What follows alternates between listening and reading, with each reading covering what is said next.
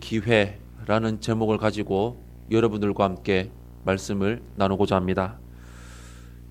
유다의 마지막 왕 시드기야는 여호와의 공이라는 이름의 뜻과는 정반대로 의로움이라고는 전혀 찾아볼 수 없었던 사람이었습니다. 결국 하나님은 그의 때에 예루살렘을 멸망시키는데 이때 시드기야에게 마지막 기회를 주셨습니다. 이것은 하나님의 마지막 배려였습니다.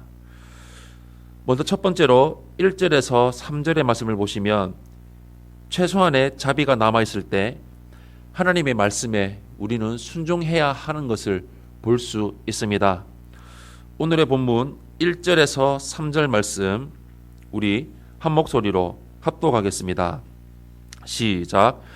바벨론의 느부갓네살 왕과 그의 모든 군대와 그의 통치하에 있는 땅의 모든 나라와 모든 백성이 예루살렘과 그 모든 성읍을 칠 때에 말씀이 여호와께로부터 예레미야에게 임하여 이르시되 이스라엘의 하나님 여호와께서 이와 같이 말씀하시니라.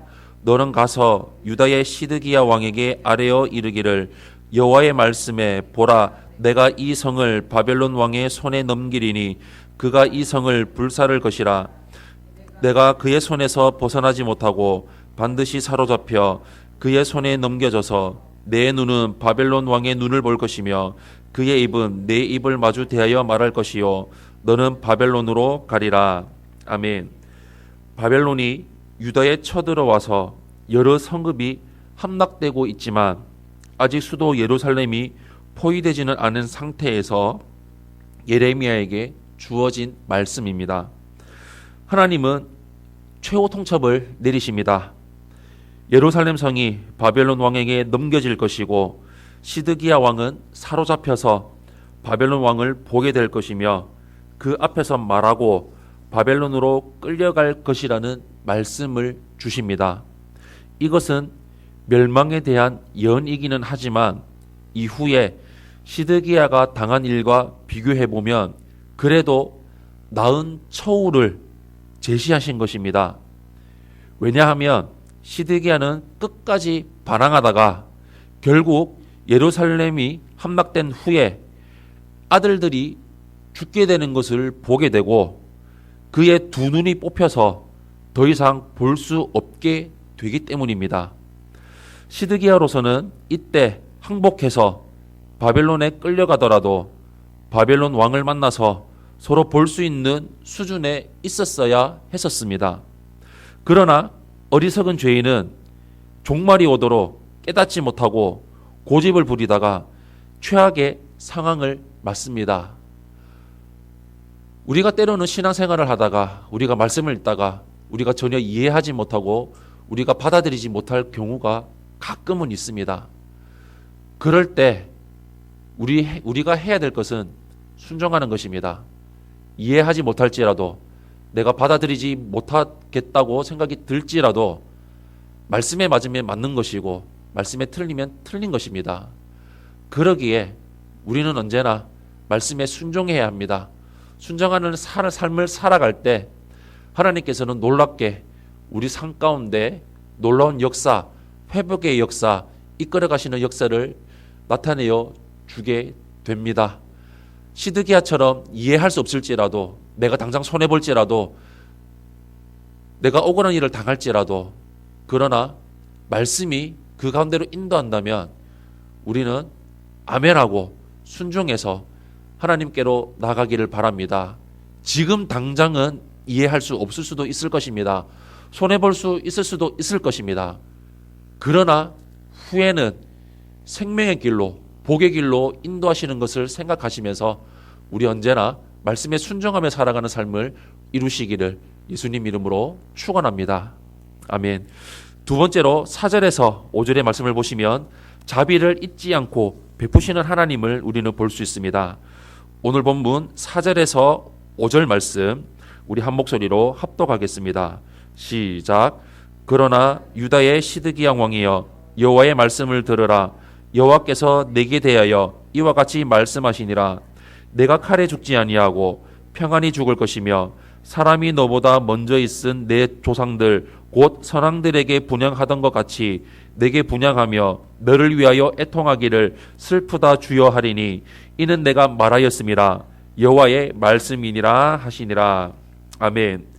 하나님은 예루살렘의 멸망을 예언하신 후에 시드기야 왕에게 칼에 죽지 않고 평안히 죽을 것이며 많은 사람이 그의 죽음을 애통할 것이라고 말씀하십니다.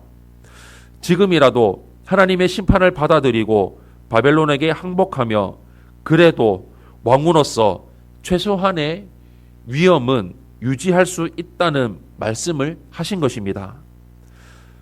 사실 하나님은 시드기야에게 최선의 제안을 하고 계신 것입니다.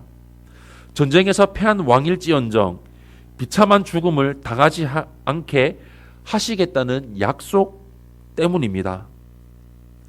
시드기야는 신실하지 않았기에 하나님께 버림받아 마땅했지만 그래도 하나님은 다윗 왕조의 마지막 왕에게 어울리는 제안을 잊지 않으셨습니다. 하나님은 지금도 죄인들에게 멈추고 회개하면 최악의 상황까지는 가지 않을 것이라고 말씀하십니다. 혹시 하나님이 멈추라고 말씀하고 계심에도 불구하고 계속 습관적으로 이어가고 있는 죄가 있지는 않습니까?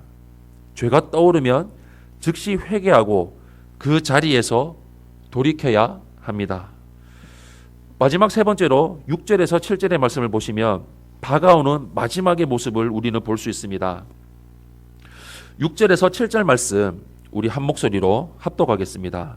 시작. 선지자 예레미야가 이 모든 말씀을 예루살렘에서 유다의 시드기야 왕에게 아뢰니라. 그때에 바벨론의 왕의 군대가 예루살렘과 유다의 남은 모든 성읍들을 쳤으니 곧 라기스와 아세가라 유다의 견고한 성읍 중에 이것들만 남았습니다라. 아멘. 바벨론이 수도 예루살렘까지 도달하는 것은 시간 문제였습니다. 이미 몇 차례의 거친 침공으로 여러 성읍이 이미 파괴되어 있는 상태에서 라기스, 아세가 두 성읍이 명맥을 유지하고 있었지만 바벨론의 3차 침공으로 그 성읍들마저 무너지고 말았습니다. 이제 유다는 멸망한 것이나 다름이 없었습니다. 예레미야가 하나님의 최후 통첩을 시드기야에게 전했을 때 시드기야는 바벨론에 항복해야 했었습니다. 사실 하나님은 재앙으로 치시기 전에 미리 말씀으로 경고하시고 돌이킬 것을 요구하십니다. 혹시 끝까지 숨길 수 있을 것이라고 생각하고 있는 죄악은 없습니까? 그것이 드러나고 완전히 망하기 전에 속히 돌이켜서 하나님께 회개해야 합니다. 사랑하는 성도 여러분, 매일매일은 하나님의 자비를 누릴 수 있는 기회입니다. 우리는 주님이 다시 오실 날이 언제인지 알지 못하지만 그날이 시시각각 다가오고 있다는 사실만은 우리는 알 수 있습니다. 끝까지 하나님의 명령을 따르지 않고 고집을 부리는 어리석은 모습이 우리에게는 없어야 하겠습니다.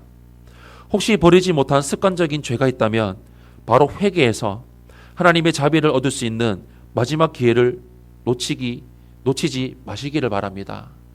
다른 것 없습니다. 우리가 살아가는 이유 예수님입니다. 우리가 갈 수 있는 길 보여주는 것은 말씀뿐입니다. 내가 올바른 신앙생활을 할 수 있고 나아갈 수 있는 것은 바로 우리 교회입니다. 교회 생활을 통해서 올바른 신앙생활을 할 수 있고 내가 어떤 모습에 있는지 내가 어떤 위치에 있는지 우리가 셀 공동체를 통해서 너무나도 잘 알 수 있습니다. 그리고 우리가 신앙생활을 올바로 할 수 있는 길 그것은 담임 목사님의 말씀을 통해서 우리는 매주 지도받으며 말씀을 공급받으며 나아갈 수 있습니다. 그럴 때 돌이키라고 말씀을 주셨을 때 그때 돌이키시기를 바랍니다. 끝까지 고집 부리고 돌이키지 않는다면 언젠가는 하나님께서 시드기야 왕에게 명령하여 벌을 내리셨던 것처럼 언젠가 우리 삶에 하나님의 징벌이 다가올 수 있을 것입니다. 그 기회가 오기 전에 우리는 말씀 가운데 돌이켜 회개하고 말씀에 순종하며 아멘하며 나가며 나는 틀렸습니다. 말씀이 옳습니다. 나는 틀렸습니다. 교회가 옳습니다라는 이 고백으로 언제나 하나님 말씀 앞에 순종하며 삶을 살아가는 은혜가 우리 삶 가운데 늘 충만하시기를 예수님 이름으로 축원합니다.